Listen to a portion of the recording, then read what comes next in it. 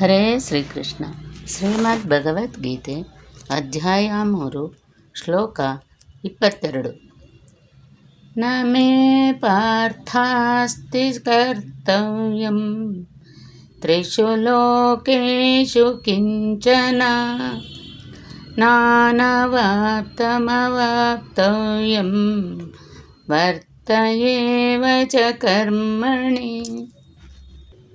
ಈ ಶ್ಲೋಕದ ಭಾವಾರ್ಥ: ದೇವೋತ್ತಮ ಪರಮ ಪುರುಷನಲ್ಲಿ ಪ್ರತಿಯೊಂದು ಪೂರ್ಣ ಸಮೃದ್ಧಿಯಲ್ಲಿದ್ದು ಪೂರ್ಣ ಸತ್ಯದಲ್ಲಿ ಇರುವುದರಿಂದ ದೇವೋತ್ತಮ ಪರಮಪುರುಷನು ಮಾಡಬೇಕಾದ ಕರ್ತವ್ಯ ಯಾವುದೂ ಇಲ್ಲ.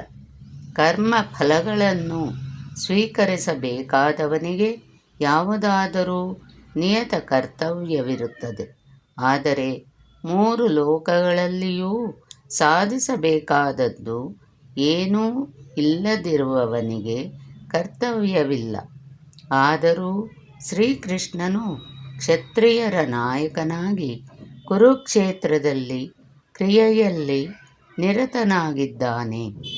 ಏಕೆಂದರೆ ಸಂಕಟದಲ್ಲಿರುವವರಿಗೆ ರಕ್ಷಣೆಯನ್ನು ಕೊಡುವುದು ಕ್ಷತ್ರಿಯರ ಕರ್ತವ್ಯ.